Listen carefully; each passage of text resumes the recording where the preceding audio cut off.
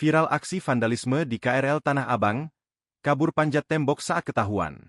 Beredar di media sosial sebuah video yang memperlihatkan aksi vandalis di KRL komuter lain stasiun Tanah Abang, Jakarta.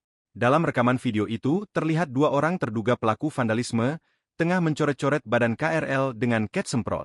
Kendati demikian, aksi vandalisme itu terhenti setelah datang petugas stasiun dan mencoba mengejar keduanya. Namun, sayangnya dua terduga pelaku yang memakai pakaian tertutup berwarna hitam itu bisa melarikan diri dari kejaran petugas dengan memanjat tembok pembatas stasiun. Dalam unggahan itu disebutkan, peristiwa tersebut terjadi pada Jumat, 19 Juli 2024. Keduanya diduga memasuki stasiun Tanah Abang dari Jalan Inspeksi Banjir Kanal Barat, BKB, yang berada di samping area stasiun.